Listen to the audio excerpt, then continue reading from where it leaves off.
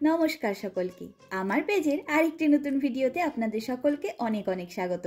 আমি প্রিয়াঙ্কি চলে এলাম আমার জীবনের আরেকটি নতুন দিনের অভিজ্ঞতার গল্প আপনাদের সাথে ভাগ করে নিতে।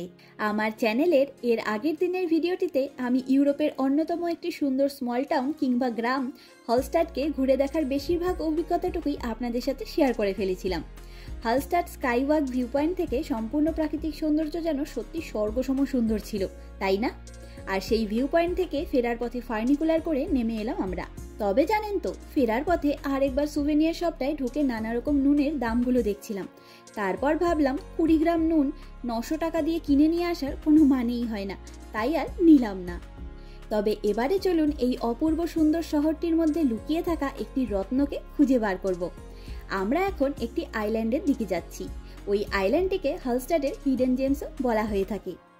আর এই শহরের যে কোনো জায়গা থেকেই এই শহরের ওই লম্বা টাওয়ার সহ চার্চটির দিকে তাকান না কেন, একই রকম সুন্দর লাগে দেখতে। কি স্নিগ্ধতায় ভরা সম্পূর্ণ দৃশ্যটি। তবে আইল্যান্ডের দিকে এগোতে এগোতেই চোখে পড়ল এই ছোট্ট মিষ্টি ব্রিজটির দিকে। কি অসাধারণ সুন্দর! সত্যি বলতে আমি এই জায়গাটিকে আর কিভাবে সুন্দর বলবো নিজেই বুঝতে পারছি না। তাই এক প্রকার বাধ্য হয়েই বেশিরভাগ জায়গায় আমি ভিডিওগুলির অরিজিনাল সাউন্ডটাই রেখে দিয়েছি। আর কালকেই 31 অক্টোবর, হ্যালোউইন। তাই এখানকার সব বাড়িতে কম বেশি হ্যালোউইন স্পেশাল কিছু না কিছু ডেকোরেশন করে রেখেছে দেখলাম। ওই সামনে দেখুন না, দুটো মিষ্টি কুমড়োকে ভূত সাজিয়ে বসিয়ে রেখেছে। হেব্বি কিউট ভূতগুলো, তাই না? আর এই পুচকে ব্রিজটির ওপর থেকে ব্রিজের দুধারের দৃশ্যগুলি দারুণ সুন্দর ছিল, তাই কয়েকটা ছবি তুলে নিয়েছিলাম। এবারে চলুন হলস্টাড আইল্যান্ডের দিকে এগোনো যাক। সম্পূর্ণ শহরটি জুড়ে সবকটা ভিউ পয়েন্ট এত লোকের ভিড় থাকলেও এই আইল্যান্ডের কাছে এসে একটা আলাদা শান্তি অনুভব করলাম। যেমন শান্ত তেমনই স্নিগ্ধ করা সৌন্দর্য এখানের প্রকৃতির। আইল্যান্ড কি কিউট না, ছোট্ট একটা আইল্যান্ড। এখানে আবার পার্কও আছে, দেখো বাচ্চাদের জন্য।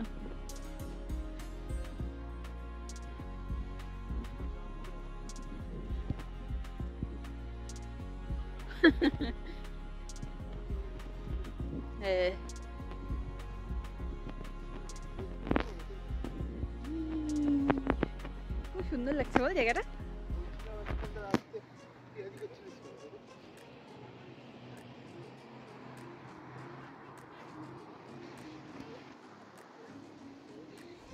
একবার খেয়াল করে দেখুন, উঁচু উঁচু পাহাড়গুলি যেন এক লাফে এক্ষুনি আকাশ ছুঁয়ে নেবে।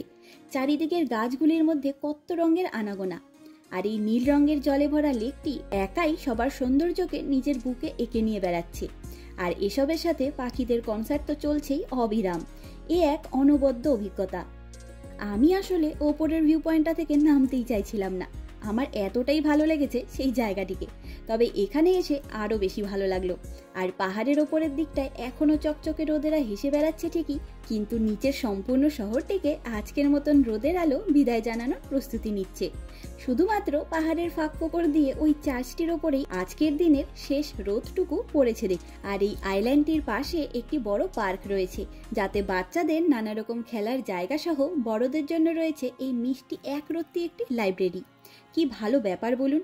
ছোট্ট একটি ঘর, ওই টেলিফোন বুথগুলি হয় না, ঠিক সেরকমই আকারের হবে। আর তার মধ্যেই বেশ কিছু বই রাখা রয়েছে।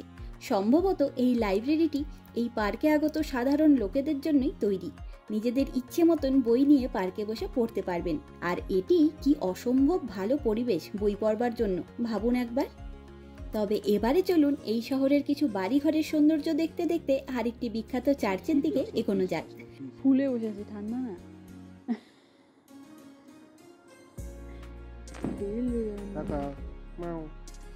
এই মেও করিস না, বকবে। ভাব দেখেছিস?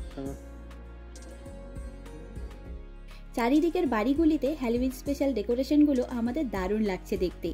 এগুলো আমরা বুদাপেস্টের ফ্ল্যাট কালচারের ঘরগুলোতে দেখতে পাই না। তবে জানেন তো, আগের বছর আমরা ইস্টারের আগের সময়টায় ইতালির ভেনিস শহরে ঘুরতে গেছিলাম। তখনও সেখানকার পুরানো আইল্যান্ডে আমরা ইস্টার স্পেশাল ভীষণ সুন্দর সুন্দর ডেকোরেশনের দেখা পেয়েছিলাম। এগুলি এই দেশের অনুষ্ঠান আনন্দ সহ স্পেশাল দিন আর উৎসবও। তাই এই দিনগুলিকে ঘিরে এদিককার মানুষদের আনন্দ জুড়ে থাকে।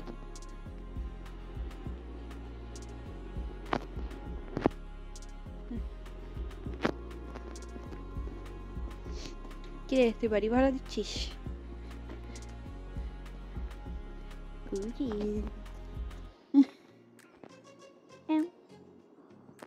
নয় নয় আসবে আসবে নয় নয় আমাকে কি ভালোবাসে সবাই। কি মোটা, উই খেলা পেয়েছে ওর। তবে এই চলার পথে এক একটা বিড়ালকে দেখেছেন? কি দারুণ কিউট দেখতে এগুলি। আমরা আজকে বেশ অনেকগুলো বিড়াল দেখলাম এখানে আসার পর থেকে। সবকটাকে দেখেই মনে হচ্ছিল চিপে ধরে একটু আদর করে দিই। গার্ডেন তো রে।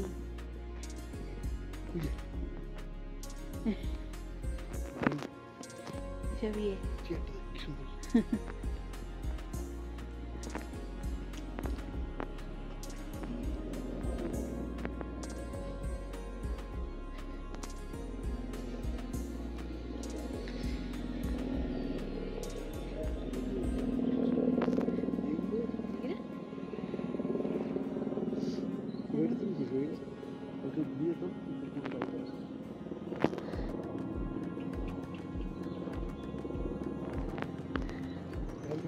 আপেল নাকি রে এটা? আমি তুলতে তুলতেই আসলাম ভাই।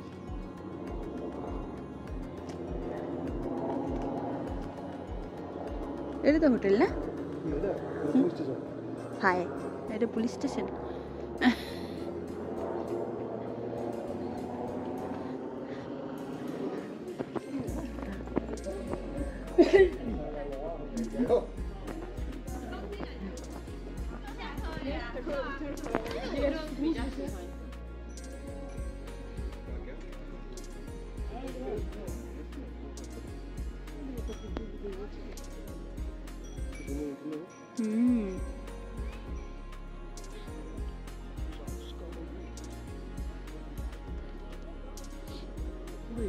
বন্ধু না ভাই।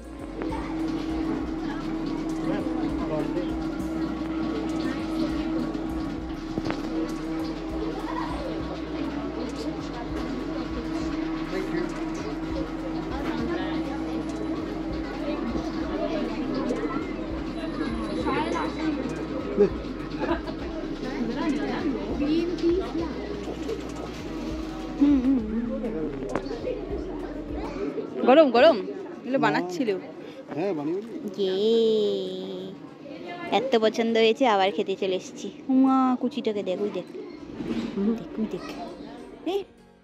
আর হালস্টাড বলতেই আমাদের চোখের সামনে যেই দৃশ্যটি ভেসে ওঠে সেই দৃশ্যই আমরা এখন মন আর চোখ ভরে উপভোগ করলাম। এই দৃশ্যটি বছরের এক একটি সময় বা সিজনে এক এক রকম অপূর্ব সুন্দর রূপ ধারণ করে, আর ওই কারণেই সারা বছর এখানে একই রকম লোকের ভিড় পাওয়া যায়। তবে গরমের সময়টা এখানকার সৌন্দর্য এবং টুরিস্ট সংখ্যা দুটোই অনেক গুণ করে বেড়ে ওঠে।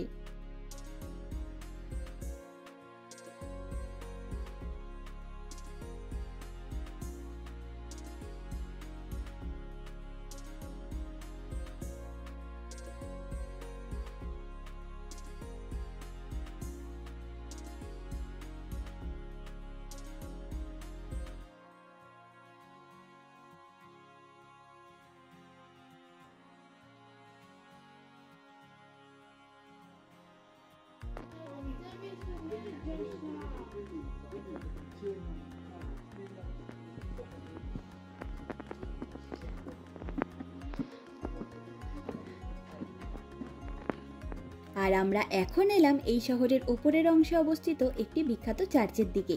ওপরে অবস্থিত এই চার্চটির নাম সেন্ট মাইকেল চ্যাপেল। এই সেন্ট মাইকেল চ্যাপেলের মধ্যেই হালস্টাডের আসুয়ারি অবস্থিত, যেখানে প্রায় 1200 নরকরটি স্থাপিত আছে, যার মধ্যে 600 নরকরটি আর্টিস্টিক্যালি পেইন্ট করা রয়েছে, বিভিন্ন রকম সিম্বল দিয়ে ডিজাইন করা রয়েছে এবং মৃত ব্যক্তির নাম সহ জন্ম মৃত্যুর ডেটও লেখা রয়েছে।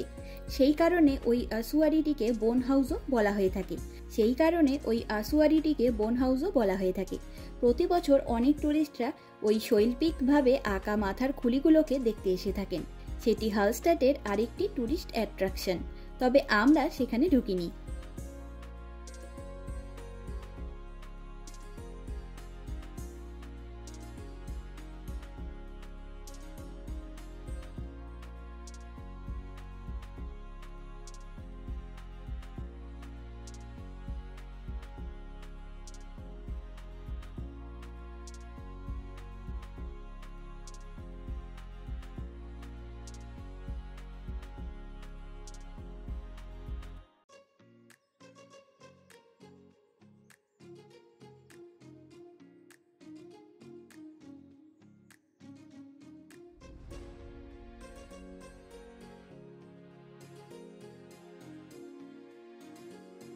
তবে বাইরে এই চ্যাপেলের পাশে অবস্থিত হালস্টাড সেমিটেরিটিও সত্যি মুগ্ধকর সৌন্দর্যে ভরপুর।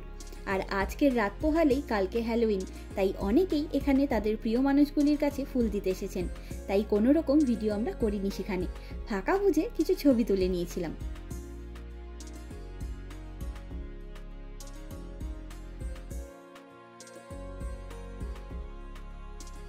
আর এই চার্চের পাশে অবস্থিত এই সরু গলিটির ওপর থেকে সামনের পাহাড় সহ সম্পূর্ণ জায়গাটিকে দারুণ সুন্দর দেখাচ্ছে। পাহাড়ের কিছু অংশ ছায়া ঘিরেছে, আবার কিছু অংশ পড়ন্ত বিকেলে সোনালি আলোর চাদর জড়িয়ে নিয়েছে। তবে আমরা এখন অপেক্ষা করে আছি, আর মাত্র 5 মিনিট পরেই বিকেল 4টে বাজবে। আর এই অপূর্ব সুন্দর জায়গাটিতে দাঁড়িয়ে আমরা এই দুটি চার্চের মধ্যে থেকে ভেসে আসা মুগ্ধকর বেলের শব্দগুলি উপভোগ করব বলে।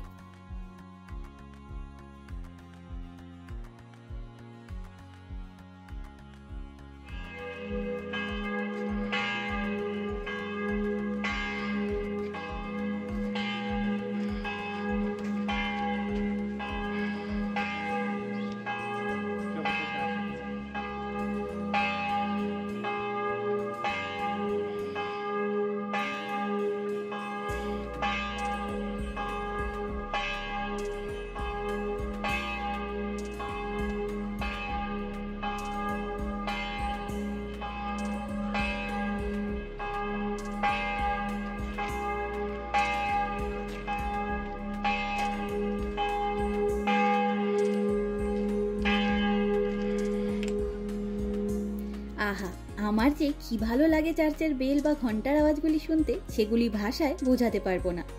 তবে আমাদের হাতে আর 1 ঘন্টা মতন সময় রয়েছে, আর আমাদের এই সম্পূর্ণ শহরটি ঘুরে দেখা শেষ।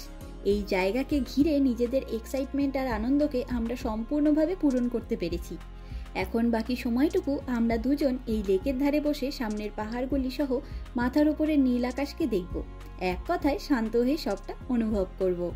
আর এখান থেকে প্রতিটা ট্রেনের টাইম অনুযায়ী ফেরি চলে, অর্থাৎ যেমন আমাদের ট্রেন বিকেল 5টায়, সেই বিকেল 5টার ট্রেনের জন্য 4:30টার ফেরিটা ছাড়বে। আপনি সেই টাইম টেবিলটা দেখে ফেরিতে উঠতে পারবেন, আমরাও তাই করব। তবে জানেন তো, আমি আগের দিন ভিডিওটিতে এই ফেরির ভাড়াটা বলতে ভুলে গেছিলাম। আমাদের এক একজনের ফেরিতে আসা যাওয়া মিলে 2 দিকের ভাড়া পড়েছে 7 ইউরো করে, যা ইন্ডিয়ান টাকায় 650 টাকার মতন। অর্থাৎ এক একজনের এক একবারের ভাড়া পড়েছে 3.5 ইউরো করে। ওকে, সামনে দাও, ও মা দেখ, সামনে দাও না এই কোণাটায় দাঁড়া। ও, আমরা তো এখান দিয়ে দেখতে পাচ্ছি। দেখতে দেখতে যাবো, দেখতে দেখতে যাবো।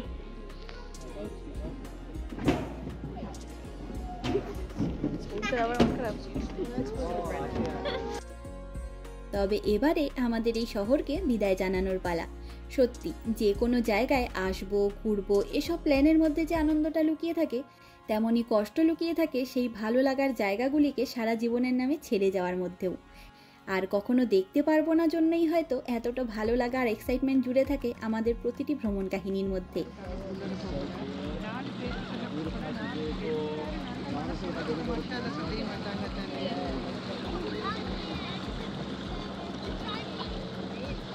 তাকাও।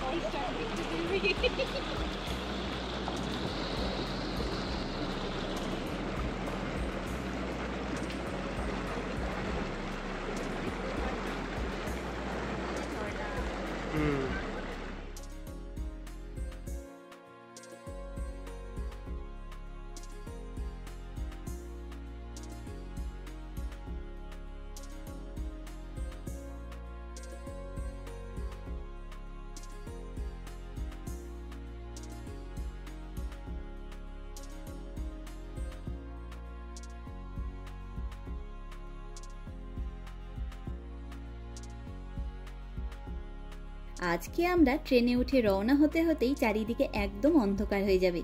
আর পাহাড়ের অন্ধকার তো জানেনই, সবটাই কালো আর কালো, তাই ফেরার পথে আর কিছু দেখবার নেই আমাদের।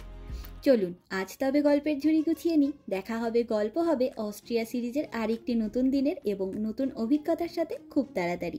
আমার চ্যানেলের ভিডিওগুলি ভালো লাগলে লাইক কমেন্ট করে জানানোর আবদার রইল। আর ভিডিওটি ভালো লেগে থাকলে আপনাদের পরিচিত লোকেদের সাথে শেয়ার করবার অনুরোধ রইল।